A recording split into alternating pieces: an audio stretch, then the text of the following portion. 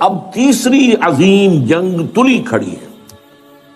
کچھ پتہ نہیں کہ یہ جو کچھ معاملہ شروع ہوا ہے اب جو ہو رہا ہے رفتہ رفتہ بڑھے گا. یہ لبنان کا معاملہ ہے, لبنان سے آگے جا کر یہ شام کا سیریا کا معاملہ ہو جائے.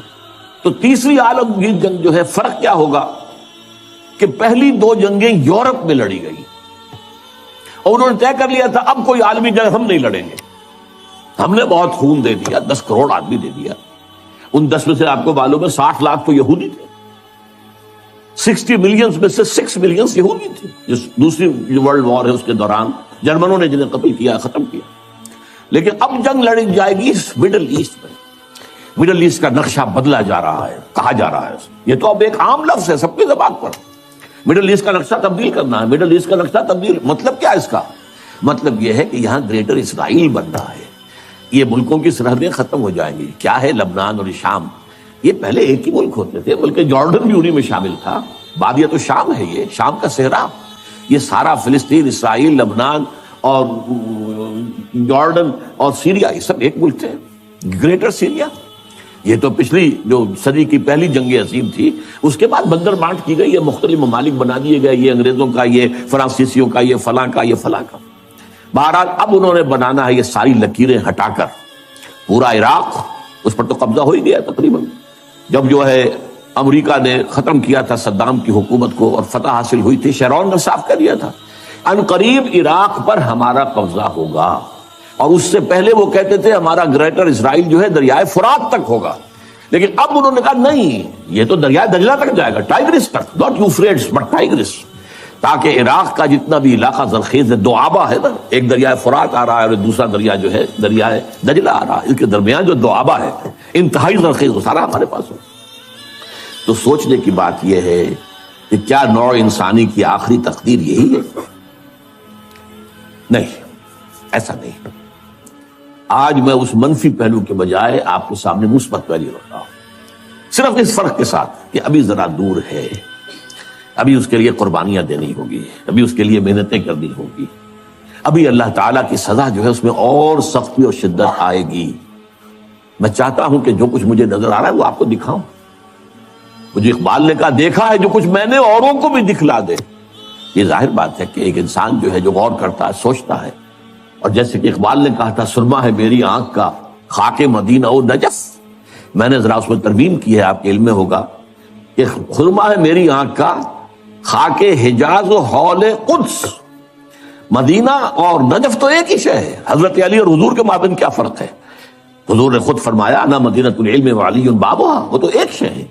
لہذا مدینہ اور نجف جو ہے اس کو دو جگہ کرنا ٹھیک نہیں ہے. ہاں, حجاز جہاں قرآن نازل ہوا, اور حول قدس جہاں سینکڑوں انبیاء دفن ہیں, الذی بارکنا حولہ لنریہ من آیاتنا.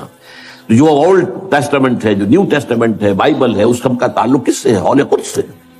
تو ان دونوں کے ذریعے سے جو باتیں میں نے دیکھی ہیں میں آپ کو دکھانا چاہ رہا ہوں. بہت سے لوگ کہتے ہیں یہ بہت دور کی کوڑی لاتے ہیں, میں کیا کروں؟ میں تو جو دیکھوں گا وہی دکھاؤں گا, جو مجھے نظر آ رہا ہے وہی آپ کو سجھاؤں گا. بہرحال یہ ہے کہ پوری دنیا میں بالآخر اسلام کا غلبہ ہوگا.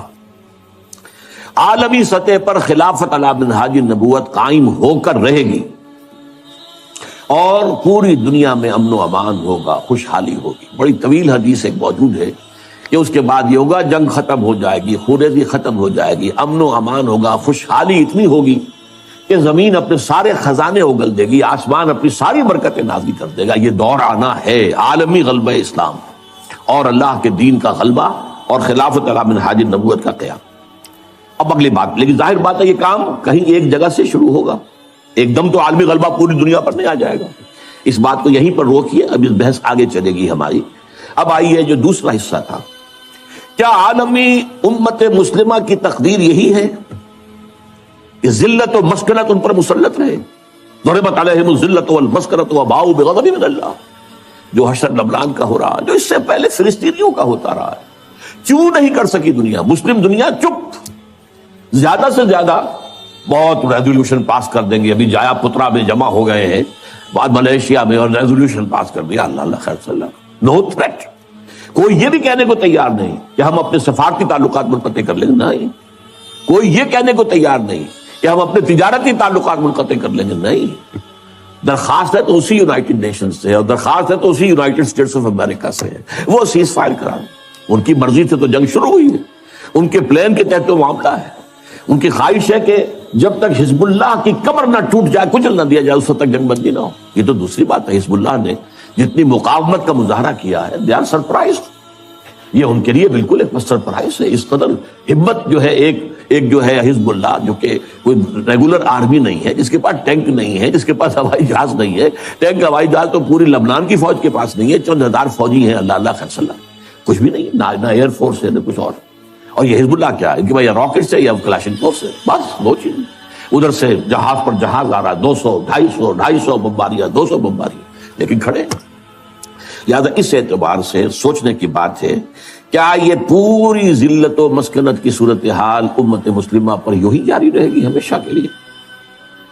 کیا پورا عالم اسلام جو تھرڈ ورلڈ میں آ گیا ہے، سارا عالم اسلام تھرڈ ورلڈ میں، G7 G8 میں کہیں کوئی نام نہیں کسی مسلمان ملک کا، نہ 3 میں نہ 13 میں، اور کیا یہی صورتحال جاری رہے گی کہ ہو گیا مانند آب ارزاں مسلمان کا لہو، پانی کی طرح مسلمان کا لہو بہ رہا. جہاں دیکھو، کشمیر میں دیکھ لو، فلسطین میں دیکھ لو.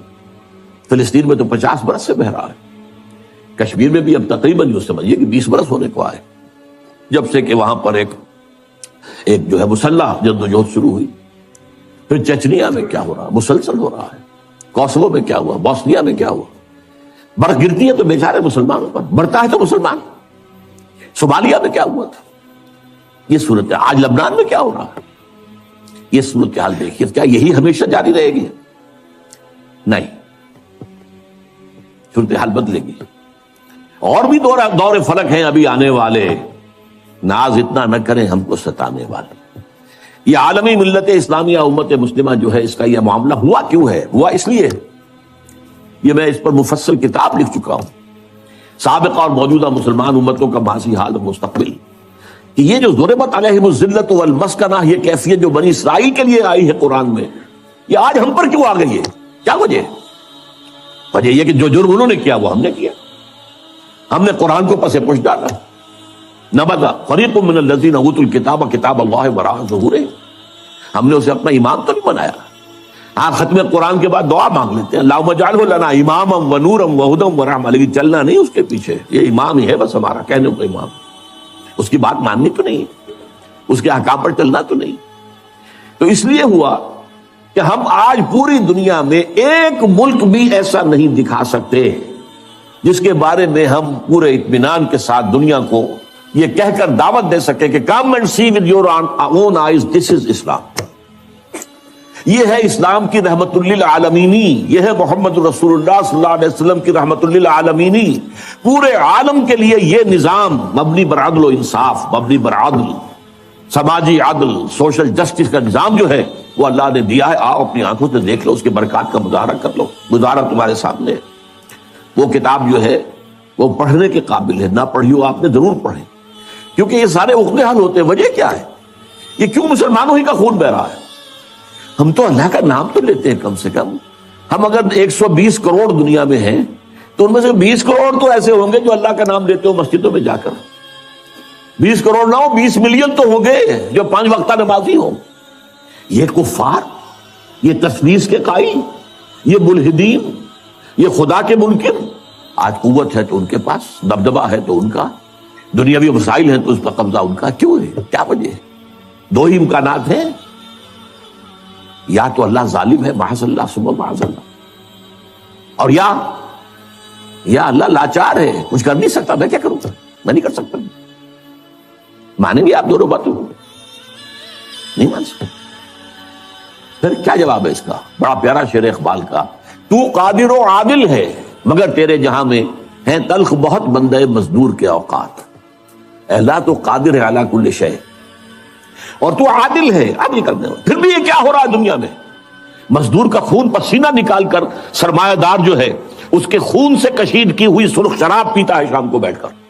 یہ کیا ہے؟ خواجہ از خون رگے مزدور سعادت لال ناب، از جفائے دہ خدایاں کشت دہقانہ خراب. ان جاگیرداروں وڈیروں کے ظلم سے جو کاشتکار ہے، جو ہاری ہے، اس کی تو کھیتی برباد ہے. یہ کیا ہو رہا ہے؟ کیا تو ظالم ہے؟ کیا تو لاچار ہے؟ نہیں، یہ تمہارے کرتوت ہیں، تمہارے اعمال ہیں، اس کی سزا، یہ سمجھنے کی بات ہے۔ اور یہ میں نے تفصیل سے اپنی اس کتاب کے اندر اس پر گفتگو کی ہے، اس کو پڑھیے۔ اور اس کا علاج اب کیا ہے؟ کم سے کم کسی ایک ملک میں، سائزیبل ملک ہو، یہ نہیں چھوٹا سا جزیرہ ہو کوئی برونائی کی طرح کا، نہیں، کم سے کم ایک سائزیبل ملک میں اسلام کا مکمل نظام عدل اجتماعی قائم کر کے دنیا کو دکھا دیا جائے، یہ گویا کہ اتمام حجت ہو جائے گا۔ دیکھ لو نمونہ، ابھی تو کیا ہوتا ہے، ہم اسلام کے محاسن بیان کرتے ہیں، اسلام کی یہ خوبی کہتے ہیں، دکھاؤ کہ دنیا میں ہے، نہیں بھائی وہ تو 1400 برس پہلے جانا پڑے گا دیکھنے کے لیے، تو کون سنے گا آپ کی بات؟ دکھاؤ کہیں، نافذ کرو کہیں، مثال پیش کرو کہیں۔ میں نے آپ کو سنایا تھا، پسر اقبال، ڈاکٹر جاوید اقبال دورہ کر کے آئے تھے سینٹرل ایشین ریپبلکس جو ہیں، جو پہلے USSR میں تھی اب اس سے علیحدہ ہو گئی ہیں، سب آزاد ہیں، اور ان میں چاہے ان کی اپنی اپنی زبانیں اور ہیں، ازبک ہے، یہ ہے وہ ہے، لیکن یہ فارسی سب جانتے ہیں۔ وہاں پر علامہ اقبال کا فارسی کا کلام، 2/3 کلام تو فارسی میں عام، تو پسر اقبال کی جو آؤ بھگت وہاں ہوئی ہے، اقبال لاہوری کا بیٹا ہے، لیکن وہ کہا مجھ سے ڈاکٹر جاوید اقبال، جہاں میں گیا مجھ سے ایک بات کہی، we need a model, show us a model of Islamic state, we are ready to accept. The Saudi model is not acceptable to us, it is based on monarchy, بادشاہت پر ہے، ملوکیت پر بیسڈ ہے۔ The Iranian model is also not acceptable to us, it is based on theocracy, یہ مولویوں کی حکومت ہے۔ اسلامک آئیڈیل اسلامک اسٹیٹ کا نمونہ میں دکھا دو، ہم سب کے سب جو ہے لبیک ہے۔ تو اگر کہیں دنیا میں ایک جگہ بھی وہ اسلامی نظام کا نمونہ دنیا کو دکھا دیا جائے، اتمام حجت ہو جائے گی، اور یہ فرض کفایہ ہو جائے گا پوری امت کی طرف سے۔ جیسے کسی مسلمان کی نماز جنازہ چند لوگ بھی پڑھ لیں تو باقی سب کی طرف سے ادا ہو جاتا ہے فرض، کوئی بھی نہ پڑھے تو پوری آبادی گناہ گار ہو۔ اسی طرح جب پوری دنیا میں کہیں اسلام نہیں ہے تو پوری امت گناہ گار ہے، مجرم ہے۔ اور اگر کہیں ایک جگہ بھی سائزیبل ملک میں آپ وہ نظام دکھا دیں تو فرض کفایہ ہو جائے گا، پھر دنیا لپکے گی اس کی طرف، دوڑے گی۔ اس کے بعد ہوگا جاء الحق وزهق الباطل ان الباطل کان زہوقا، اس کے بعد وہ کیفیت ہو جائے گی جس کا نقشہ اقبال نے کھینچا ہے، آسماں ہوگا سحر کے نور سے آئینہ پوش، اور ظلمت رات کی سیما پا ہو جائے گی، پھر دلوں کو یاد آ جائے گا پیغام سجود، پھر جبیں خاک حرم سے آشنا ہو جائے گی۔ یہ جو عمرے کے لیے جاتے ہیں اور حج کے لیے جاتے ہیں، خاک حرم پر اپنی جبین ٹکے دیکھتے ہیں کہ نہیں؟ عالم انسانیت کو یہ پیغام سجود دوبارہ یاد آ جائے گا، اور جبین جو ہے پھر جبیں خاک حرم سے آشنا ہو جائے گی۔ آنکھ جو کچھ دیکھتی ہے لب پہ آ سکتا نہیں، محو حیرت ہو کہ دنیا کیا سے کیا ہو جائے گی، اور کیا ہو جائے گی۔ آخری شعر اس نظم کا ہے، شب گریزاں ہوگی آخر جلوہ خورشید سے، اور یہ چمن معمور ہوگا نغمہ توحید سے، لا الہ الا اللہ ان الحکم الا للہ، یہ پورے اس روئے ارضی کے اوپر ہو کر رہے گا۔ لیکن اس کا طریقہ کیا ہے؟ طریقہ وہی ہے، پہلے کسی ایک ملک میں کر دو، پھر وہ گلوبلائز ہو جائے گا۔ آج کی دنیا گلوبلائزیشن کی طرف تو خود ہی جا رہی ہے، یا باطل گلوبلائز ہو رہا ہے یا حق گلوبلائز ہوگا۔ اب دنیا جو ہے وہ محدود جو ہے سرحدوں میں رہنے والا مسئلہ ختم ہو چکا ہے، نیشن سٹیٹ کا تصور اب جو ہے ختم ہو چکا، معدوم ہو چکا ہے، یہ لکیریں رہ جائیں گی، ملٹی نیشنلز کی حکومت ہوگی، اور جو بھی ہوں گی گلوبلائزیشن کے بعد آپ کو معلوم ہے، اور کہتے بھی ہیں، صحیح کہتے ہیں کہ دنیا جو ہے وہ تو ایک گلوبل ولیج بن چکی۔ اچھا یہ سب ہو کر رہے گا۔ اب میں 2 حدیثیں آپ کو سناتا ہوں، پہلے بھی بہت دفعہ سنائی۔ حضرت ثوبان نبی اکرم صلی اللہ علیہ وسلم کے غلام تھے جنہیں آپ نے آزاد کر دیا تھا، مولا کہلاتے ہیں، ثوبان مولا رسول اللہ صلی اللہ علیہ وسلم۔ ان کی روایت ہے یہ، اور یہ مسلم شریف میں ہے، کہ میں نے حضور کو فرماتے سنا، ان اللہ یرفع، ان اللہ زوالی الارض، اللہ نے میرے لیے پوری زمین کو طے کر دیا، لپیٹ دیا، فرائض و مشارقہ و مغاربہا، تو میں نے اس کے سارے مشرق دیکھ لیے، سارے مغرب دیکھ لیے۔ وَإِنَّ أُمَّتِي سَيَبْلُغُ مُلْكُهَا مَا ذُوِيَ لِي مِنْهَا، سن رکھو میری امت کی حکومت ان تمام علاقوں پر قائم ہو کر رہے گی جو زمین کو لپیٹ کر دکھا دیے گئے مجھے۔ یہ ہونا ہے، ہو کر رہنا۔ یہ صادق والمصدوق ان کا فرمان ہے، یہ پیشن گوئی ہے محمد رسول اللہ صلی اللہ علیہ وسلم، ہو کر رہے۔ اسی طریقے سے دوسری حدیث ہے مسند احمد ابن حنبل کی، حضرت مقداد ابن الاسود سے، میں صرف ترجمہ آپ کو سنا رہا ہوں۔ زمین پر نہ کوئی اینٹ گارے کا بنا گھر رہے گا، نہ کوئی کمبل رہے گا، کمبلوں کا بنا ہوا خیمہ رہے گا جس میں کہ اللہ کلمہ اسلام کو داخل نہ کرتے. یہ ہو کر رہے گا، یہ شروع نہیں ہے. اس کتاب میں جس کا میں نے تذکرہ کیا ہے سابقہ اور موجودہ مسلمان امتوں کا ماضی حال مستقبل، اس میں اس کی احادیث جو ہیں تخریج کے ساتھ اور پورے متن کے ساتھ موجود ہے. اب تیسری بات ہے، یہ اب جملہ معترضہ سمجھ لیجیے. ایک حسرت کے ساتھ اب 14 اگست آیا چاہتا ہے، حسرت آمیز ہے. پاکستان اسی مقصد سے اور اسی نعرے سے حاصل کیا گیا.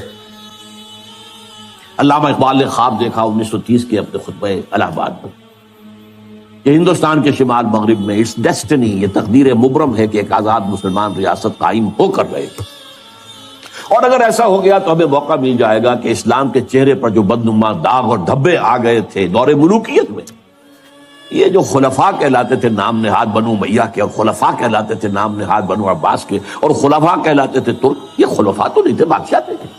ملوکیت، اس ملوکیت کے دور میں جو اسلامی تاریخ اس دور کی جو ہے وہ کیا واقعی ایسی ہے کہ دنیا کے سامنے ہم اپنے اعتماد کے ساتھ پیش کر سکیں؟ چاہے یہ حادثہ کربلا، واقعہ ہررا، سینکڑوں تابعین کو قتل کیا جانا حجاج ابن یوسف کے ہاتھوں، ایک باتیں ایسی ہیں جن کو ہم دنیا کے سامنے جو ہے یہ اپنا پیٹ کھول سکیں. یہ تاریخ تو اسلام کے چہرے پر جو بدنما داغ اور دھبے لگ گئے تھے انہیں ہٹا کر صحیح اسلام کی ایک تصویر، یعنی اس سے پہلے خلافت راشدہ کا نظام تھا، اس کو اب قائم کریں. اسی کو پھر علامہ اقبال نے 1932 میں، یہ سن مجھے بہت پسند ہے، میرے اپنا پیدائش کا سن ہے، اسی سن میں گئے تھے علامہ اقبال گول میز کانفرنس کے لیے لندن. وہاں اس وقت صرف مسٹر جناح تھے، وہ مسٹر جناح، وہ قائد اعظم نہیں ابھی بنے تھے. وہ ہندوستان کی سیاست سے مایوس ہو کر جا کر بیٹھ گئے تھے، وکالت شروع کی تھی. وہاں یہی انجیکشن اقبال نے، میں تو کہا کرتا ہوں جیسے کہ رومی اور شمس تبریز کا معاملہ ہے، مولوی ہرگز نہ شد مولائے روم تا غلام شمس تبریز نہ شد. مسٹر محمد علی جناح قائد اعظم نہیں بن سکتا تھا اگر اقبال نے یہ انجیکشن نہ اسے لگایا ہو. یہ شمس تبریز ہے جس نے مولوی کو مولانا روم بنا دیا تھا، مولائے روم، اسی نے مسٹر محمد علی جناح کو قائد اعظم بنایا. چنانچہ پھر وہ واپس آئے ہیں، پھر وہ مسلم لیگ کے تاحیات صدر بنائے گئے، پھر انہوں نے 10 برس تک اسلام کی قوالی گائی ہے، اسلام کی قوالی تکرار کے ساتھ پورے 10 برس. تب پاکستان وجود میں آیا، اور یہی کہا تھا کہ ہم پاکستان اس لیے چاہتے ہیں کہ عہد حاضر میں اسلام کے اصول حریت و اخوت و مساوات کا ایک نمونہ پیش کریں، دنیا دیکھ لے یہ اسلام. لیکن افسوس صد افسوس کہ ہم اس میں بری طرح ناکام رہے. اب تو ابھی مجھ سے جیو ٹی وی والوں نے چھوٹا سا 2-4 منٹ کا جو ہے وہ انٹرویو لیا ہے 14 اگست کے حوالے سے.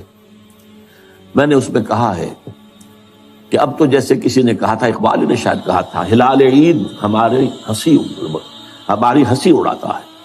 یہ ہلال عید جو آتا ہے ہم پر ہنستا ہے. یہ روزے رکھے ہیں انہوں نے، روزہ رکھتے ہوئے جھوٹ بولتے رہے، روزہ رکھتے ہوئے سودی لین دین کرتے رہے، روزہ رکھتے ہوئے جو غیبتیں کرتے رہے. یہ روزے تھے جو اب عید منانے جا رہے ہیں شوق سے. ہلال عید ہماری ہنسی اڑاتا ہے. اسی طرح یہ عید الاستقلال جسے آپ نے کہا، یہ اب ہماری ہنسی اڑاتا ہے. یہ اس لیے پاکستان بنایا تھا. یہ ہے وہ پاکستان جس کا خواب اقبال نے دیکھا تھا اور جناح نے دکھایا تھا خواب. تو واقعہ یہ ہے کہ ہم اس میں بری طریقے سے ناکام ہو چکے ہیں. چنانچہ تلخ ترین بات ہے، یہ اپنا جواز کھو چکا ہے، اور اب اس کا وجود اور اس کا بقا تک بھی نہایت مخدوش. یہ تقریر بھی 3.5 سال پہلے میں اسی جگہ پر کر چکا ہوں. پاکستان کے وجود کو لاحق خطرات و خدشات، صرف ایک ہفتے بعد کی تھی میں نے، 22 فروری کو کی تھی وہ، کہ موجودہ عالمی حالات میں اسلام کا مستقبل کیا ہے. دین کی حیثیت سے فوری طور پر اور مستقبل قریب میں اسلام کا کوئی مستقبل نہیں. ہاں مذہب کی حیثیت سے زندہ رہ جائے گا. ٹھیک ہے، جاؤ مسجدوں کو رکھو روزے، ہمیں کوئی پرواہ نہیں، نظام ہمارا ہوگا، یہ پولیٹیکل سوشو اکنامک سسٹم ہمارا ہوگا. اسی طریقے سے میں نے ایک ہفتے بعد 29 فروری کو اسی سال تقریر کی تھی، پاکستان کے وجود کو لاحق خطرات و خدشات. یہ دونوں کتابچے اور موجودہ اور سابقہ مسلمان امتوں کا ماضی حال اور مستقبل، یہ ایک پیکٹ کی شکل میں انشاءاللہ باہر آپ کو مل جائیں گے. بہرحال اب صورتحال، میں نے پھر آپ سے کہا ہے، میری ان دونوں تقریروں میں مایوسی کا غلبہ ہے، لیکن آج میں وضاحت کر رہا ہوں، یہ مایوسی ہے موجودہ حالات اور قریب کے مستقبل کے اعتبار سے. جس کو میں نے مستقبل بعید کہا ہے، اس سے میں مایوس نہیں ہوں۔ اور جب تک بھی چاہے پاکستان کے بارے میں خدشات ہیں اور دنیا پیشن گوئیاں کر رہی ہے، سن 2010 میں، 2020 میں، 2015 میں پاکستان کے نام سے دنیا میں کوئی ملک نہیں ہوگا، لیکن یہ کہ جب تک سانس تب تک آس، محنت کرنی ہے، جد و جہد کرنی ہے، کوشش جاری رکھنی ہے۔ بڑی پیاری حدیث ہے حضور کی صلی اللہ علیہ وسلم کہ جس وقت قیامت کا سور پھونک دیا جائے گا، اس وقت بھی اگر کوئی بندہ مومن اگر کوئی درخت لگا رہا ہو تو اسے درخت لگانا چاہیے۔ سور پھونکا جا چکا ہے، معلوم ہے قیامت آ گئی، لیکن نہیں، جو کام تمہارا تھا تم کر رہے تھے اسے پورا کرو۔ لہذا آخری وقت اگرچہ اب میں سمجھتا ہوں کہ بہت صورتحال جو ہے وہ بہت مخدوش ہے، لیکن جد و جہد جاری رکھنی ہے۔ اس پر میں آگے آؤں گا کیا جد و جہد۔ اب آئیے میرا چوتھا نقطہ آج کا کیا ہے۔ یہ جو اسلام کی گلوبلائزیشن ہوگی، گلوبلائزیشن آف اسلام، جو میں نے کہا مستقبل بعید میں یہ تقدیر مبرم ہے، ہو کر رہی، اس کے دو فیزز ہوں گے لا محالہ۔ پہلے کسی ایک ملک میں اسلام قائم ہو اور پھر وہ گلوبلائز ہو جائے۔ اب نوٹ کیجئے اصل بات جو آج کہہ رہا ہوں پہلی مرتبہ، یہ جو ہمارے ہاں دو شخصیتوں کے بارے میں احادیث آئی ہیں پیشن گوئیاں، حضرت مہدی سلام اللہ علیہ اور حضرت عیسیٰ کا بارے دیگر نزول، ان دونوں کا تعلق گلوبلائزیشن آف اسلام سے ہے۔ اس سے پہلے کسی نہ کسی ملک میں اسلام پہلے قائم ہو چکا ہوگا، طریق نبوی پر، جد و جہد سے، عمل سے، کوشش سے، انقلابی جد و جہد سے، ریولیوشنری اسٹرگل سے، جان ساریوں سے قربانیاں دے کر اسلام پہلے کہیں قائم ہو چکا ہوگا۔ پھر اس کی گلوبلائزیشن جو ہے اس کے اندر حضرت مہدی کا بھی ایک پارٹ ہے، اور پھر حضرت عیسیٰ علیہ السلام کا جب وہ دوبارہ آئیں گے اس وقت فیصلہ کن رول ان کا۔ لیکن یہ ہے کہ اس سے پہلے کہیں ہوگا، یہ کہاں ہوگا، یہ میری آج کی پانچویں بات ہے۔ اس ضمن میں پہلے تو میں دو حدیثیں آپ کو سنا دینا چاہتا ہوں۔ ایک حضرت عبداللہ ابن حارث رضی اللہ تعالیٰ عنہ سے ہے اور یہ سنن ابن ماجہ میں ہے۔ حضور نے فرمایا یخرج الناس من المشرق یعطون للمہدی یعنی سلطانی، مشرق سے فوجیں نکل کر آئیں گی جو عرب میں مہدی سلام علیہ کی حکومت کو قائم کرے گی، یعنی سلطان ہی، ان کے اقتدار، ان کی طاقت، ان کی قوت کو مستحکم کرے گی۔ یعنی پہلے مشرق کے کسی ملک میں اسلامی نظام قائم ہو چکے گا، تبھی تو آئیں گی نا وہاں سے فوج۔ یخرج الناس من المشرق یعطون للمہدی یعنی سلطانی۔ اور دوسری حدیث جو ہے اس کے راوی حضرت ابو ہریرہ ہے رضی اللہ تعالی عنہ، اور یہ جامع ترمذی کی روایت ہے۔ یخرج من خراسان رایات سود لا يردها شيء حتى تنسب بإيلیا، خراسان کے علاقے سے سیاہ جھنڈے لے کر فوجیں چلیں گی، ان کا رخ کوئی نہیں موڑ سکے گا یہاں تک کہ وہ ایلیا میں یعنی یروشلم میں بیت المقدس میں جا کر جھنڈے گاڑ دیے جائیں۔ ان دو حدیثوں کے اعتبار سے نوٹ کیجئے، ایک حدیث میں خراسان کا لفظ ہے، یہ خراسان بزرگ کہلاتا ہے اصل میں، نوٹ کر لیجئے۔ میں نے ایک مرتبہ ایک جو آئے تھے یہاں چارج افیئرز جو ہیں ایران کے، ان سے پوچھا خراسان کس ملک کا نام ہے؟ انہوں نے کہا ہمارے ہاں ایک صوبہ ہے خراسان۔ میں نے کہا نہیں یہ خراسان، ان کا خراسان بزرگ، وہ جو اولڈ گریٹر خراسان تھا اس میں افغانستان پورا، ایران کا ایک حصہ جو اب بھی خراسان کہلاتا ہے، ایک صوبہ شمال مشرقی صوبہ ہے وہ۔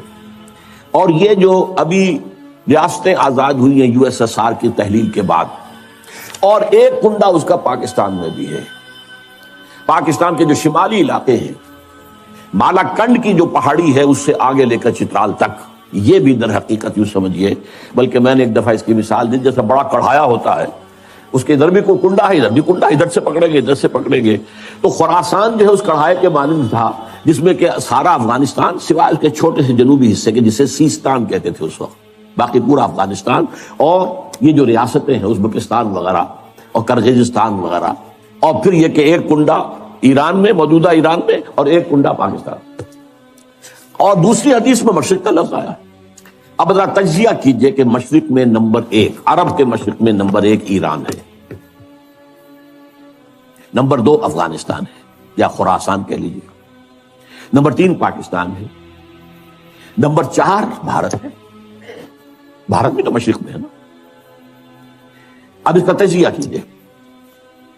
جہاں تک ایران کا تعلق ہے، اگرچہ اس وقت تک تو صورت یہ ہے کہ ماننا پڑتا ہے کہ اگر کچھ ہمت، کچھ جرأت کا مظاہرہ کیا ہے تو صرف اہل تشیع نے کیا ہے. سنی مرے ہوئے ہیں، سنی بری طریقے سے سن ہو چکے ہیں.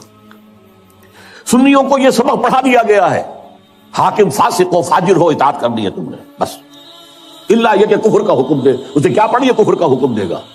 وہ خود کفر کرے گا، وہ کرے محل کے اندر جو چاہے کرے. تم نے اطاعت کر دی. سارے بادشاہ بیٹھے ہوئے، کسی کا بال بیکا نہیں ہوا. ایرانیوں نے اٹھا کے شہنشاہ کو پھینکا، بگایا وہاں سے، اور اسے جو ہے امریکہ تک نے پناہ دینے سے انکار کر دیا. یہ حال کیا انہوں نے دکھائی ہے نا کچھ ہمت جرأت. اس وقت بھی ایک ہی ملک ہے جو ڈٹ کر بات کر رہا ہے اسرائیل کے خلاف، واحد ملک مسلمان ملک. اس اعتبار سے تو واقعہ یہ ہے کہ ایران کی بڑی اہمیت ہے. لیکن میں افسوس کے ساتھ کہہ رہا ہوں، ایران کے ساتھ دو ڈرا بیکس ایسے ہیں. ایک تو اس کے اندر نسلی برتری کا احساس بہت ہے، عربوں کو وہ حقیر سمجھتے ہیں. اور نمبر دو یہ کہ مذہبی تنگ نظری جو ہے، مولویانہ جعفریت جو ہے وہ ان کے رگوں کے اندر سرایت کی ہوئی، تو براڈر آؤٹ لک نہیں آ رہا. اس لیے میرے نزدیک ایران کا رول فوری طور پر کوئی نہیں ہوگا. البتہ یہ ہو سکتا ہے کہ گلوبلائزیشن کا جب مرحلہ آئے گا اسلام کا، اس وقت حضرت مہدی سلام علیہ کا ظہور ہو چکا ہوگا، تو شاید اس مرحلے پر ایران کام کرے. اللہ اعلم. اب باقی تینوں ملکوں پہ آئیے، افغانستان یا خراسان، پاکستان، بھارت. ایک عجیب تاریخی حقیقت کی طرف توجہ دلا رہا ہوں. تاریخ میں بہت سے ایسے دور گزرے ہیں ہندوستان کی عظمت کے جس میں یہ تینوں ملک ایک تھے. وہ اشوکا کا دور ہو، وکرماجیت کا دور ہو، وہ چندر گپت موریہ کا دور ہو. آپ کو معلوم ہے بدھزم جو ہے اس کا سب سے بڑا مرکز تو افغانستان تھا. سب سے بڑا بت جو ہے وہ تو بامیان میں تھا جسے گرایا ہے طالبان نے. بدھا کا سب سے بڑا مجسمہ وہاں تھا. یہ سارا در حقیقت جو تہذیب، گندھارا تہذیب، یہ گندھار کیا ہے؟ گندھارا تہذیب جو ہے وہ تو بدھ مت تہذیب تھی. تو یہ تقریباً ایک ملک رہے. پھر پٹھانوں کے دور میں ایک رہے، پھر مغلوں کے دور میں ایک رہے. اور یاد میں اب تاریخی بات یاد دلا رہا ہوں، کوسی جن نے کہا تھا یہ 1971 میں جب یہ بنگلہ دیش کا ہمارا فال ہوا ہے، اس کی تجویز تھی کہ ایک حکومت قائم کی جانی چاہیے، the United States of the Great Indian Peninsula. اس میں افغانستان، پاکستان، بھارت، بنگلہ دیش کو شامل کیا جائے. بہرحال یہ چیزیں میں نے، اور اب جو کچھ ہو رہا ہے ظاہر بات ہے کہ جب ہمیں دیکھ لیا کہ کمزور ہو رہے ہیں، ان کے پاؤں تو لڑکھڑا ہی رہے ہیں، یہ تو خاتمے کے قریبی ہیں، تبھی تو امید ہو رہی ہے انہیں کہ کوئی کنفیڈریشن ہو جائے. اڈوانی صاحب نے کھل کر کہا، آج سے پہلے تو کسی نے نہیں کہا تھا. ابھی ہمارے پاؤں جمے ہوئے تھے زمین میں، اب وہ لڑکھڑا رہے ہیں.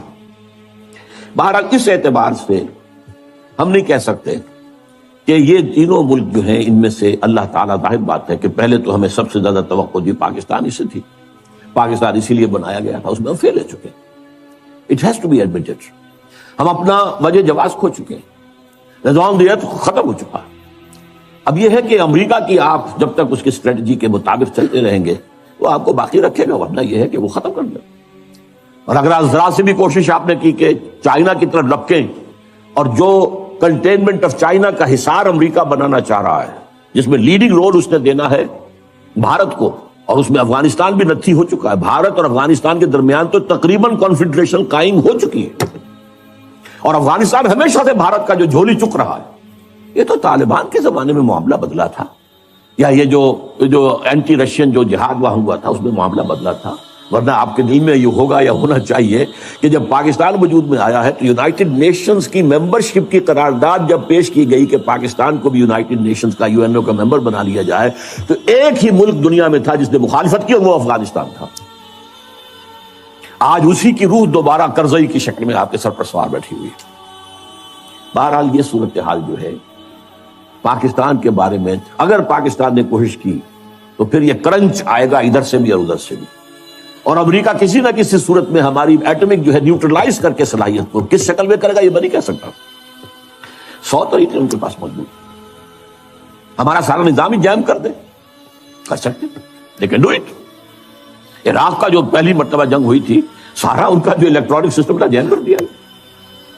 کیا کرے گا آپ؟ نہ رائڈر کام کر رہا ہے، نہ کچھ اور کام کر رہا ہے، نہ کمیونیکیشن ہے، کیسے لڑائی؟ بہرحال یا ایک شکل یہ بھی ہے، اگر جو عوامی تحریک قاضی حسین احمد صاحب چلانے کی کوشش کر رہے ہیں، اگر یہ مومنٹم پکڑ گئی تو کیا ہوگا؟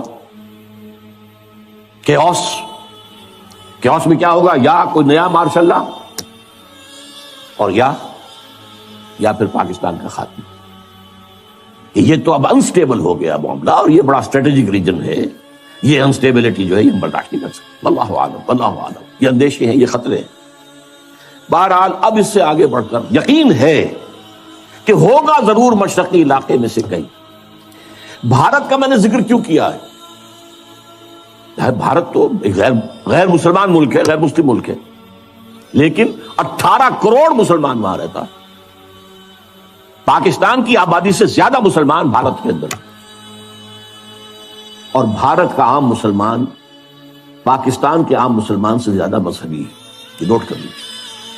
اس لیے بھی کہ ان کے لیے مشکلات بہت ہیں۔ ہم نے عیاشیاں کی، امریکہ نے ہمیں گھی کے ڈبے دیے، ہمیں گندم دی، ہمیں یہ کیا، ہمیں وہ کیا، ہمیں تیل دیا، ہمیں سیبر جیٹ دے دیے، ہمیں پیٹنٹ ٹینکس دے دیے، ہم نے عیش کی، اپنی خودی کو بیچا، امریکہ کے پاس گروی رکھا اور عیش کیے، قرضے پر قرضے لیے، اور ہمارے ہاں جو ہے ایک طبقہ پیدا ہو گیا دنیا کے امیر ترین لوگوں میں سے، دنیا کے امیر ترین جنرلوں کے اندر ہمارے نام آ گئے۔ اور یہ کیا عظیم محل جو بنے ہیں، یہ ڈیفنس سوسائٹیز جو ہیں، وہ چاہے وہ کراچی کی ہو، لاہور کی ہو، کہیں اور کی ہو، یہ پیسہ کہاں سے آیا؟ قرضوں کا پیسہ جو کہ وہاں سے غبن ہوا، اور وہی واپس جا کر امریکہ کے سوئٹزرلینڈ لینڈ کے بینکوں کے اندر ڈپازٹ بھی ہو گیا۔ یہ سارا معاملہ ہمارا ہوا ہے۔ لیکن جیسا کہ میں نے عرض کیا، ایک اعتبار سے اب میں اس وقت گریٹر انڈیا کی بات کر رہا ہوں، پاکستان جمع بھارت جمع بنگلہ دیش۔ اس کا جو خاص رول تاریخ میں رہا ہے وہ میں نے کئی دفعہ بیان کیا، اس وقت صرف گنواؤں گا۔ سلسلہ مجددین جو ختم نبوت کے بعد سب سے بڑا سلسلہ ہے رشد و ہدایت کا، 1000 برس تک عالم عرب میں رہا، 11ویں صدی سے ہندوستان میں آ گیا۔ مجدد الفسانی کہاں؟ سرہند میں دفن، ایسٹ پنجاب۔ 12ویں صدی کے مجدد شاہ ولی اللہ کہاں دفن ہے؟ دلی میں دفن۔ 13ویں صدی کے مجدد شہید ہوئے بالا کوٹ میں۔ 14ویں صدی کے مجدد دفن ہے دیوبند میں۔ مجددین کا سلسلہ آیا۔ نمبر 2، جب سازشیں ہو رہی تھی خلافت کو ختم کرنے کے لیے، تو تحریک خلافت چلی صرف ہندوستان میں، اور اتنے شور سے چلی کہ ہندو شریک ہو گئے اس میں۔ گاندھی کہاں خلافت شریک، معجزہ ہے۔ پھر ہر جگہ پر مسلمانوں نے آزادی حاصل کی، لوکل نیشنلزم کی بنیاد پر، عرب نیشنلزم، ملئی نیشنلزم، اور مسلمانوں نے ملک بنایا پاکستان اسلام کی بنیاد، مسلم نیشن ہوڈ، اسلام کے۔ پھر یہ پاکستان وجود میں آیا ہے معجزے کے طور۔ اس میں میری کتاب ہے، کاش کہ آپ لوگوں کے پڑھنے کی کوئی عادت ہو، دلچسپی ہو۔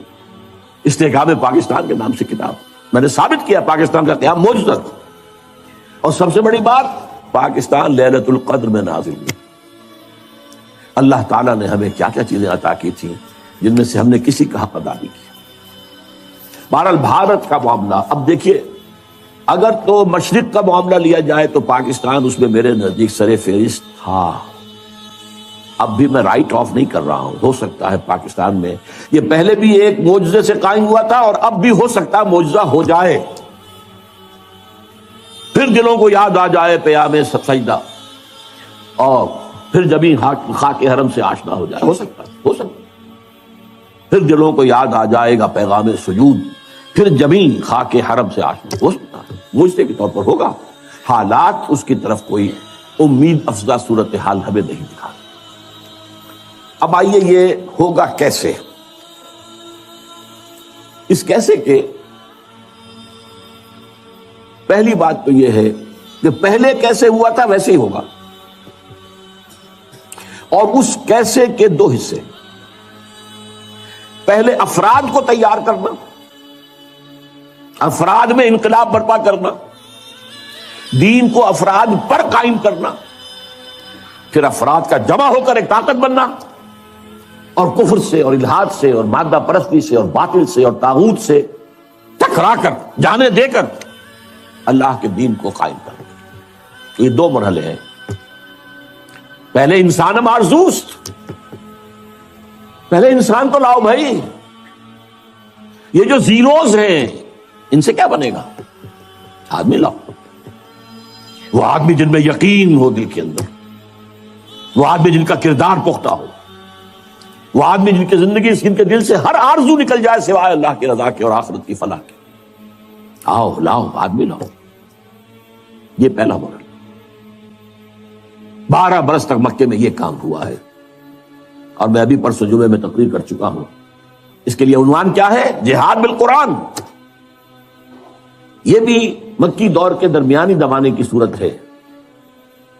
سورۃ الفرقان، جس کی پہلی آیت کیا ہے؟ تبارک الذی نزل الفرقان علی عبدہ لیکون للعالمین نذیرا. اور پھر آگے چل کر فرمایا فلا تطع الکافرین وجاہدہم بہ جہادا کبیرا. اے نبی آپ ان کافروں کی باتوں میں نہ آئیے، چکنی چپڑی باتیں کر رہے ہیں، یہ وہ مصالحت اور مفاہمت کی باتیں کر رہے ہیں، آپ بالکل دھیان نہ دیں، مت مانیں، اور اس قرآن کے ذریعے سے جہاد کیے جائیے کیے جائیے کیے جائیے کیے جائیے، جہاد کبیر. تو پہلی بات یہ ہے کہ پہلے بھی یہ ہوا تھا تو قرآن سے ہوا تھا. دوسرا مرحلہ افراد کی تیاری کے بعد، وہ میں آج زیر بحث نہیں لاؤں گا. اس کے لیے میری کتاب جو ہے منہج انقلاب نبوی کا مطالعہ کیجیے، اللہ آپ کو ہمت دے، توفیق دے. یا اس کے خلاصے کے طور پر انقلاب، رسول انقلاب کا طریقہ انقلاب پڑھیں، ورنہ بات بہت لمبی ہو جائے گی. پہلے ہے انسانوں کا بدلنا، انسانوں کو بدلنا، اور وہ قرآن کے ذریعے سے بدلا ہے. اتر کر ہرا سے سوئے قوم آیا اور ایک نسخہ کیمیا ساتھ لائے. هو الذی ینزل علی عبدہ آیات بینات لیخرجکم من الظلمات الی النور. تاریکیوں سے نکال کر نور ایمان میں لانے والی شے یہ قرآن ہے، آیات بینات ہے قرآن. تاریکیاں بہت ہیں، نور ایک ہی ہے، نور ایمان واحد. ہمیشہ قرآن میں واحد آئے گا، انوار کہیں نہیں آیا. ظلمات بے شمار ہیں. الحاد کی ظلمت ہے، مادہ پرستی کی ظلمت ہے، شرک کی ظلمت ہے، انکار آخرت کی ظلمت ہے. یہ ظلمتیں تو بے شمار ہیں. فرائیڈزم ہے اور ڈارونزم ہے اور مارکسزم ہے، یہ سب ظلمتیں ہیں. ان تمام ظلمتوں سے نکال کر نور ایمان کی طرف لانے والا قرآن ہے. غالب ہوئے تھے مسلمان تو اسی کی بدولت، اور گرے ہیں تو اسی کو پیٹ دکھا. وہ زمانے میں معزز تھے مسلمان ہو کر، اور تم خوار ہوئے تاریک قرآن ہو کر. میں جب 5ویں جماعت کا طالب علم تھا تب میں نے یہ شعر پڑھا تھا. اس وقت سے میرے ذہن کے کسی سب سے نچلی سطح پر یہ کندھا ہو گیا تھا، جیسے پتھر میں کوئی چیز جو ہے کندھا ہو گیا. میری پوری زندگی جو ہے اس کے بعد جو بھی خدمت قرآن میں گزری ہے، میں سمجھتا ہوں اس میں اس شعر کا جو میرے تحت الشعور کی گہری سطح کے اندر جو ہے ثبت ہو گیا تھا اس کا اثر. اس کو پھر فارسی میں جو کہا اقبال نے، خار از محجوری قرآن شدی شکوہ سنجے گردش دوران شدی. اے تو شبنم بر زمین افتندئی در بغل داری کتاب زندئی. اے امت مسلمہ تو خار ہوئی ہے، وہی ضربت علیہم الذلۃ والمسکنہ. قرآن مجید کو چھوڑنے کی وجہ سے تو ذلیل و رسوا ہوئی ہے. خارج محجور یہ قرآن شدی، اور گردش دورہ کا شکوہ کرتے ہو خام خواہ. اور اب بھی تمہارے پاس کتاب زندہ موجود ہے. اے تو شبنم بر زمین افتندئی، اے وہ قوم، اے وہ امت جو سب شبنم کی طرح زمین پر پڑی ہوئی ہے، اور لوگ اسے اپنے پاؤں تلے روند رہے ہیں، ننگے پاؤں چل رہے ہیں گھاس پر، تاکہ شبنم سے ان کے پاؤں جو ہیں وہ نم ہو. شبنم کے موتیوں کو توڑ رہے ہیں وہ اپنے پاؤں سے. اے تو شبنم بر زمین افتندئی در بغل داری کتاب زندئی. تو عروج پر، بام عروج پر پہنچایا عربوں کو قرآن نے. زوال کیوں ہوا امت کا؟ قرآن کو چھوڑ کر. اب اس کو سمجھیے، اس کا تجزیہ کیجئے. ہم یہ بھی کہہ سکتے ہیں کہ ہمارا زوال ہوا ضعف ایمان کے باعث، اور ضعف ایمان کا سبب قرآن سے دوری. اس لیے کہ ایمان حقیقی، قلبی یقین والا ایمان، اس کا منبع اور سرچشمہ صرف اور صرف قرآن. اچھا ایسا ہوا کیوں؟ یہ جو باتیں اب میں آپ کو بتا رہا ہوں یہ میری ایک اور کتاب کے مباحث ہے، دعوت رجوع القرآن کا منظر اور پس منظر. وہ تو میں آج یہاں چاہتا تھا کہ یہاں پہ لایا جائے تاکہ آپ لوگ اس کتاب کو فوری طور پر خرید لیں، لیکن یہ ہے کہ معلوم ہوا کہ ہمارے ہاں آؤٹ آف سٹاک ہے، اس وقت وہ کتاب ہے نہیں. مجھے افسوس ہوا. بہرحال قرآن سے دوری کیوں ہوئی؟ اس کے 2 سبب تھے جو اس کے آغاز میں ہوئے. پہلا نیچرل تھا، جب وہ تحریک تھی، جد و جہد تھی، ابھی جہاد جاری تھا، تو زیادہ ضرورت ایمان کی تھی، یقین کی تھی۔ جب اسلام ایک ریاست بن گیا، اب زیادہ اہمیت قانون کی ہو۔ اب اسلام بنیاد ہے، ریاست کا شہری کون ہے؟ مسلمان۔ ایمان تو دل کی ایک شے ہے نا، چھپی ہوئی شے ہے، وہ نہ گنتی میں آئے نہ تول میں آئے۔ ایمان پر سے توجہ ہٹی، اسلام پر جم گئی، قرآن پر سے توجہ ہٹی اور فقہ اور حدیث پر جم گئی۔ قانون شریعت کے اصل منبع، اگرچہ پہلے تو ایسے ہے کہ سب سے پہلی سورس قرآن ہے، یہ قرآن کا تو بہت تھوڑا سا حصہ ہے کہ جو فقہی مباحث پر مشتمل ہے۔ ساری آیتیں جمع کرنے قرآن کی جن کا تعلق قانون شریعت سے ہو تو ایک پارہ بنے گا بمشکل۔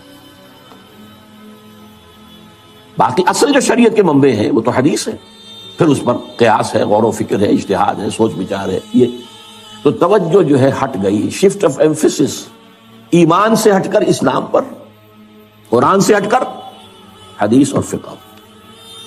اور دوسرا ایک منفی پہلو بھی تھا، جب ملوکیت آ گئی، سرمایہ داری آ گئی، لوگوں نے یہ سمجھا، سرمایہ داروں نے، بادشاہوں نے، یہ قرآن بند ہی رہے تو بہتر ہے، ورنہ اس میں لوگوں کو ہماری شکلیں نظر آ جائیں گی۔ یہ ابو لہب کا کردار ہم نے جو اپنایا ہوا ہے، الذی جمع مالا وعددہ یحسب ان مالہ اخلدہ، یہ جو قرآن کنڈیم کرتا ہے، جو ملوکیت کو ختم کرتا ہے، اگر یہ عام ہو، لوگوں کی توجہ اس پر مرکوز ہو، تو لوگ تو پھر ہمارے طرف ہو جائیں گے، غریبانوں پر ہمارے ہاتھ آ جائیں گے۔ تو بن ہی رہے تو اچھا بھائی، پڑھ کر صرف ثواب لے لیا کرو بس۔ اور آج ہماری ایک بہت بڑی تحریک تبلیغی جماعت جو اسی کی دائی ہے، قرآن کا ترجمہ مت کرو، وہ علماء کریں گے جو 14 سال کی تعلیم حاصل کریں گے، وہ کریں گے، تمہارا کام نہیں۔ تم صرف قرآن پڑھ کر، یا پھر ٹھیک ہے 14 سال کی تعلیم حاصل کرو، ورنہ فتویٰ لینا ان سے لے لو، باقی تمہیں قرآن سے کیا سروکار ہو، گمراہ ہو جاؤ گے۔ یہ فلسفہ باقاعدہ عام کیا۔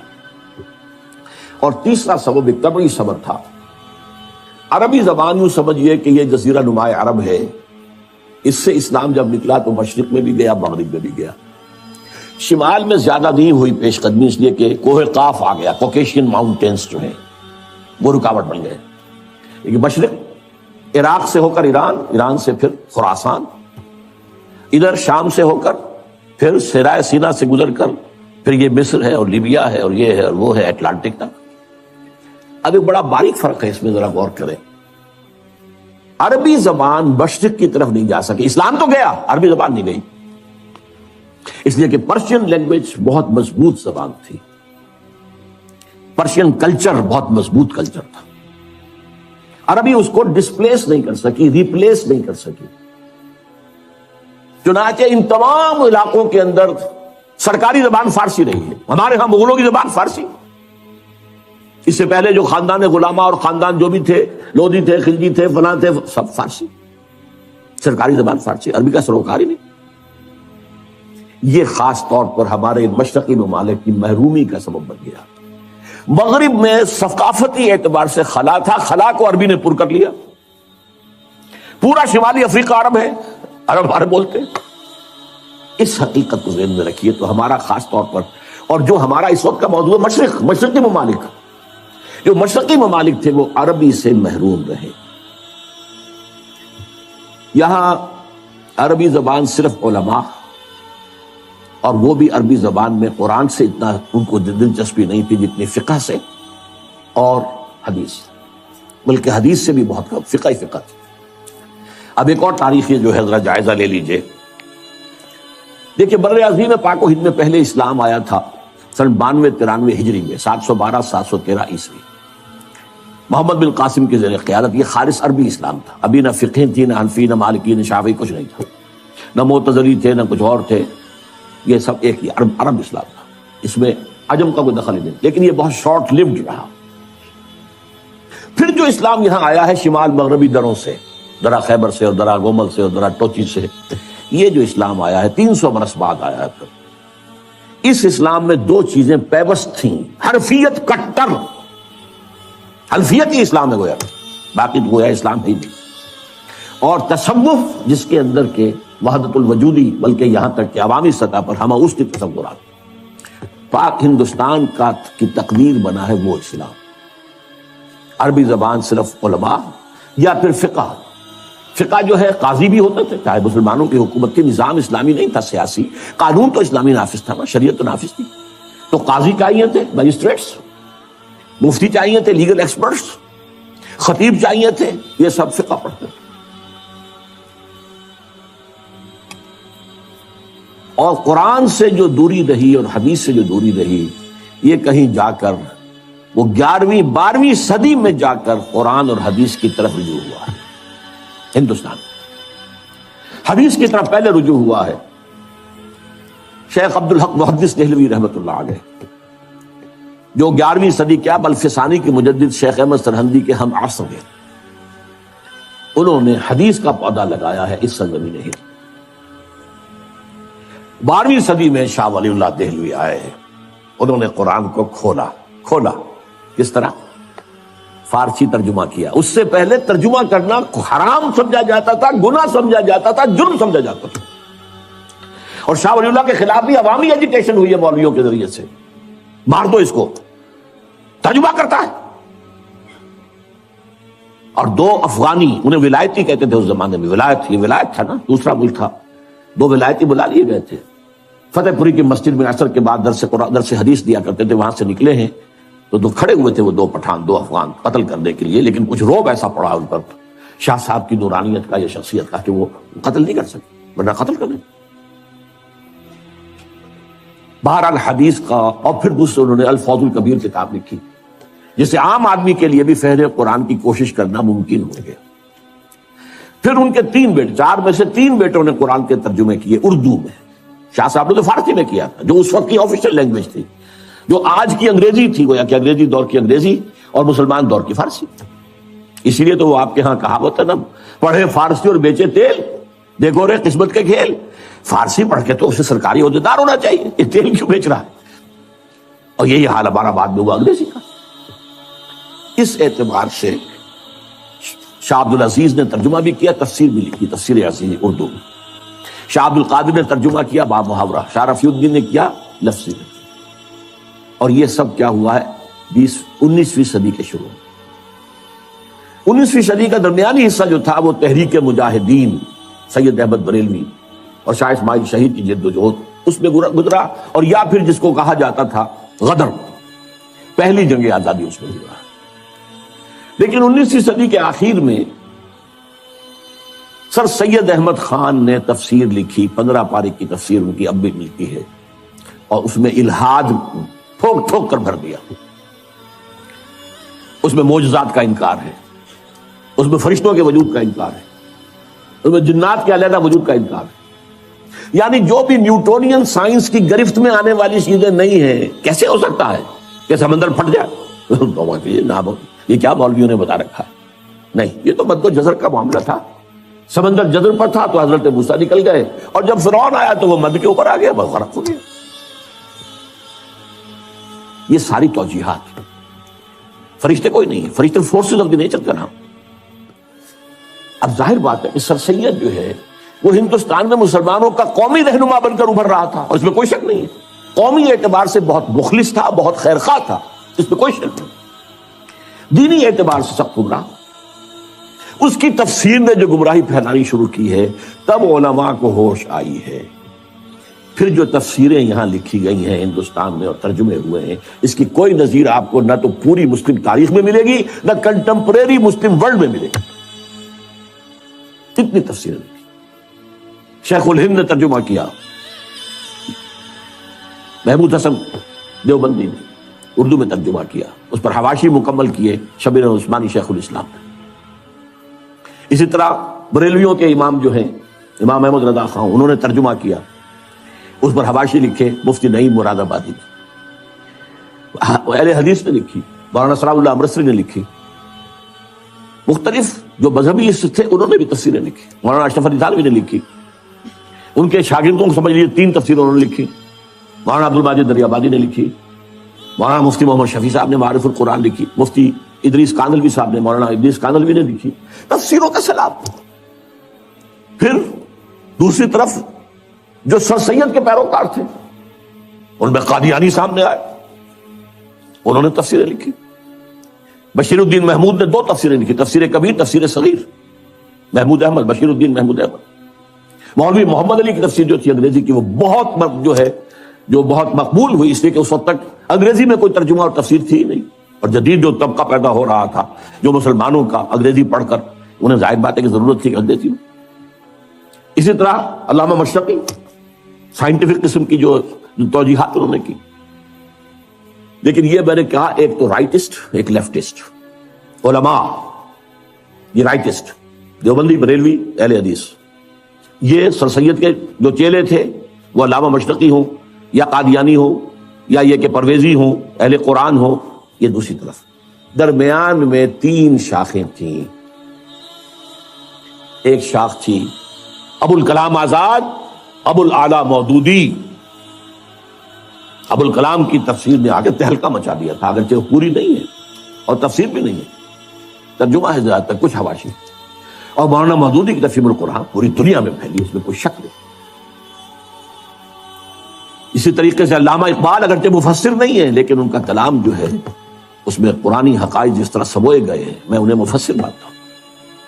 اور ڈاکٹر رفیع الدین جنہوں نے قرآن اور علم جدید نامی کتاب لکھی. تیسرے مولانا فراہی اور مولانا اصلاحی. یہ شاخیں ہیں. اور یہ میں نے آپ کو صرف میری کتاب پڑھی ہے، جب چھپ جائے گی دوبارہ نیا ایڈیشن آ جائے گا، دعوت رجوع القرآن کے منظر اور پس منظر. یہ ایک سیلاب آیا ہے اس بر عظیم پاک و ہند میں تفاسیر کا، تراجم کا. اور یہ واقعہ یہ ہے کہ اس کی کوئی نظیر، جیسا کہ میں نے کہا ہے، نہ تو ہماری پچھلی تاریخ دے سکتی ہے اور نہ کنٹمپریری مسلم ورلڈ میں کسی ملک میں اتنا کام ہوا ہے قرآن. اب اللہ کے فضل سے اب آگے بڑھ رہے ہیں. تحریک رجوع الی القرآن ایک تحریک کی شکل میں، اس کی توفیق اللہ نے اپنے ایک بہت ہی حقیر اور ناچیز بندے کو دی ہے.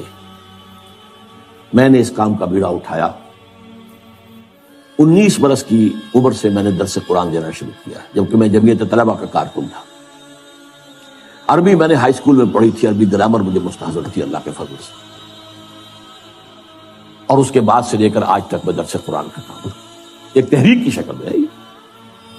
یہ کوئی روایتی درس نہیں ہے، میں کوئی عالم دین نہیں ہوں روایتی، میں مفسر نہیں ہوں معاذ اللہ. مجھ سے لوگوں نے کہا آپ تفسیر کیوں نہیں لکھ رہا، میرا اس کی حیثیت ہی نہیں. میں قرآن کا داعی ہوں، مبلغ ہوں، قرآن کا خادم ہوں. قرآن کا پیغام اور قرآن کی حکمت، ان دونوں کو میں عام کر رہا ہوں. لیکن تفسیر لکھنا جو ہے یہ ایک بہت بڑی ذمہ داری کا کام ہے، میں اس کا اہل نہیں ہوں. ایک صاحب نے ایک زمانے میں بہت زور لگایا تھا آپ ایک ترجمہ لکھ. جس زمانے میں الہدا کا ڈنکا بج رہا تھا اس ملک میں، سن 81-82 کی بات کر رہا ہوں، الہدا پروگرام میرا پاکستان ٹیلی ویژن کا. تو ایک صاحب نے سوچا کہ ان کے نام سے کوئی ترجمہ بازار میں آ گیا تو بہت بک جائے گا. میرے پیچھے پڑے رہے، اب فوت ہو گئے، افضل نام تھا ان کا. کیا آپ میں نے کہا بھائی میں نہیں کر سکتا یہ کام، میں اس کا اہل نہیں. آپ ترجمہ لکھ 4-6 تفسیریں ترجمے سامنے رکھ کے آپ لکھ لیجیے بس. میں نے کہا نہیں، خدا کے لیے نہیں. تو میرا کوئی دعویٰ مفسر ہونے کا نہیں ہے، میرا کوئی دعویٰ مترجم ہونے کا بھی نہیں. ترجموں میں بھی میں مدد لیتا ہوں اسے تراجم سے، اس میں ہے فائدہ. اگرچہ عربی زبان کا کچھ نہ کچھ فہم اللہ نے شمولیت دی. بہرحال یہ تحریک رجوع القرآن جو ہے یہ ایک فضل عظیم ہوا ہے اس حقیر سے بندے پر، اس نے اس کو تحریک کی شکل دی. اچھا اس میں جو ہے دیکھیے جو چیزیں لڑیاں میں نے گنوائی ہیں، رائٹ، لیفٹ، سینٹر، ان میں سے 4 کو الحمدللہ الحمدللہ الحمدللہ اللہ کا فضل ہے اس نے میری ذات میں جمع کر دیا. اس کو میں نے تفصیل سے بیان کیا ہے اپنی اسی کتاب میں. جیسے ایک حوض کے اندر 4 نالیوں سے پانی آ رہا ہے. ایک نالی ابوین، ابو الاعلیٰ، ابو الکلام، اسلام کا تحریکی انداز، قرآن کی تحریکی تفسیر وہ ان کے ہاں. دوسری ہی این، فراحی، اصلاحی، قرآن کا نظم، قرآن کا ربط، قرآن کا فکری استدلال، یہ ان کا موضوع. تیسری ڈاکٹرین، اقبال اور رفیع الدین، قرآن اور علم جدید، فلسفہ جدید، فلسفہ قدیم، ان سب کے حوالے سے قرآن کی تفسیر وہ اقبال ہے. اور شیخین، میرے 2 شیخ ہیں، شیخ الہند جنہیں میں 14ویں صدی ہجری کا مجدد اعظم سمجھتا ہوں، محمود حسن دیوبندی، جن کا ترجمہ اور پہلے 5 پاروں کے حواشی بھی ان کے اپنے لکھے ہوئے. تفسیر عثمانی کہلاتی ہے اس لیے کہ باقی 25 پاروں کے حواشی جو ہیں وہ شیخ الاسلام، پاکستان کے واحد شیخ الاسلام ہیں. اور شاید اسی لیے ہے کہ میں شیخین کہہ سکوں. میرے 2 شیخین ہیں، 2 ابوین ہیں، 2 دخترین ہیں، 2 ہیین ہیں، ان 4 نالیوں سے 4 پائپ سے میری حوضی کے اندر پانی آیا۔ اس پر اضافہ جو ہے یہ کہ اللہ نے مجھے منطقی ذہن دیا تھا، میں نے منطق پڑھی کبھی نہیں، اور میری تعلیم میں سائنس کا بیک گراؤنڈ شامل ہو گیا۔ ان سب کے اثر بھی ہوا۔ پھر اب دیکھیے گن لیجیے، صرف وقت نہیں ہے میرے پاس، تیزی سے ختم ہو رہا ہے۔ عوامی درس قرآن جس کا ذکر کیا شیخ الہند نے 1920 میں، وہ اللہ نے ہمارے ذریعے سے کروایا۔ 500 700 درس قرآن کے اندر اتوار کی صبح کو لوگ جمع ہوتے ہیں۔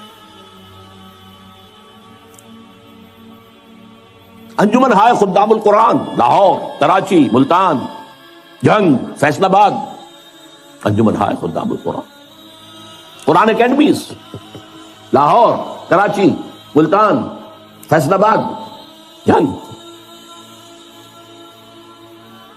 قرآنی تربیت گاہیں 1 مہینے کی، 7 دن کی، 20 دن کی، 2 ہفتے کی تربیت گاہیں، کبھی کوئٹہ میں ہو رہی ہے، کبھی اسلام آباد میں ہو رہی ہے، کبھی کراچی میں ہو رہی ہے تربیت گاہ۔ پھر تراویح کے ساتھ ترجمہ قرآن، یہ طرز خاص ہے، ایجاد میری، اس کا تصور نہیں کیا جا سکتا تھا کہ 5 گھنٹے، 5.5، اور شروع میں نے جب کیا تھا 6 گھنٹے لگتے تھے جبکہ تراویح ختم ہوتی تھی اور عشاء کی نماز۔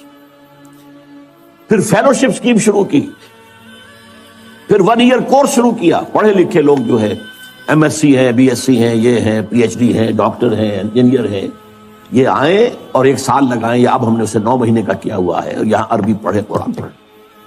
الحمدللہ اس سے بھی بے شمار لوگ نکل چکے ہیں۔ پھر یہ ہے کہ ایک بڑی ٹیم اب تیار ہو چکی ہے جو اعلیٰ تعلیم یافتہ لوگ ہیں، ایسے نہیں ہیں، انجینئر ہیں، ڈاکٹرز ہیں، MAs ہیں، MSCs ہیں، PhDs ہیں، وہ اب درس قرآن دے رہے ہیں۔ گئے دن کے تنہا تھا میں انجمن میں، یہاں اب میرے راستہ اور بھی